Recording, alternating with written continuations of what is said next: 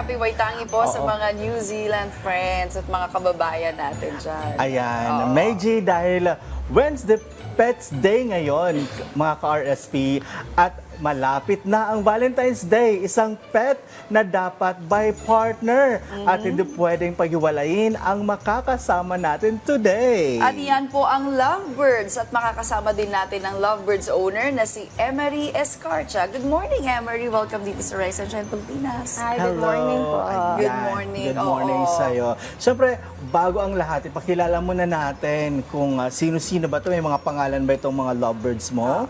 Yes, so yung male po is si Summer and then yung female po is si Lomi. Lomi, bakit ganun ang difference? Isa season, isa pagkain. Pagkain, Yeah. oo. Oo, pero sino ba yung paano ka na-inspire na magsimula ng pag-aalaga nitong lovebirds? At first pets mo ba sila? First lovebirds mo ba sila? Or even before meron ka ng mga pets? Before po is dog and then during the pandemic po nag-start po ako mag-alaga ng lovebirds. So ano ba yung mga like kinakain? Meron ba silang mga bilang owner ng lovebirds, ano ang ginagawa mo to make sure na maalagaan mo sila ng maayos? Yes po, the usual po na kinakain po nila is yung African mixed seed. Ito po siya. So mixed seed na po siya which may red millet and then ito na po siya. So para po balance po yung diet nila, binibigyan po sila ng fruits and vegetables. Parang may tao diet. din. Oo, Sana all may diet. Ilan taon na ba sila?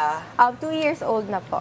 2 years old. Ito ha, sabi nila na bawal daw paghiwalayin yung lovebirds. Sa try mo na bang paghiwalayin sila? Hindi pa naman po. Magkasama talaga sila matagal na. Mula nung binili mo? Yes po. Oo, babae, lalaki. So ano bang characteristic nila as a couple? Yung malalaman nyo po yan, pagka female yung bird, talagang aggressive po sila eh. So, mas mabait po talaga yung male na lovebird. And mas malaki po yung build ng mga female. Kasi Maliban dito, meron ka pa bang ibang alagang ibang klase na ibon na inaalagaan mo ngayon? yes po, may iba po pong breeds na meron ako. Like what? I have Sankunur and Kakatil. Paano ba yung maintenance ng mga birds? Like, ayan, nakikita ko, pinapakawalan mo sila. Yes po. Oo, ganyan ba talaga yung size nila? Parang maliliit lang. Small species of parrot po kasi sila. So, marunong po sila ng trick sa bahay. Lumilipad-lipad lang po sila. Kasi everyday kailangan po nila ng exercise. So, kailangan po nilang lumipad-lipad. So, right now, kaya naka-leash po siya. Pwede po siyang mag-tricks or mag... Nice. Sige, pwede ba siyang Sige magpakita nga, ng patry nga ng tricks? isa. Medyo Pero pag pinapakawala mo sa loob ng bahay mo, hindi naman siya lumalabas ng bahay.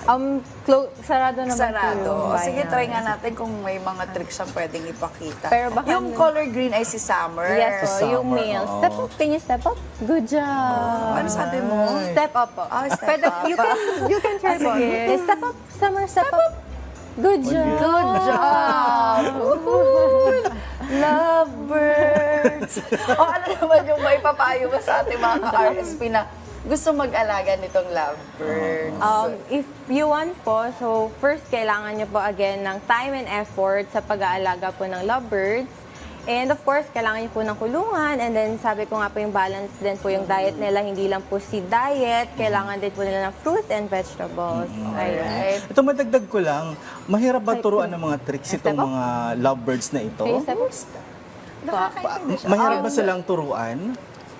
Kailangan po mag-start po kayo, turuan sila ng mga nasa 4 weeks old para madili po silang matrain. So hand feed din po siya. So kinuha ko na po siya sa parents na parang konti pa lang po yung balahibo niya.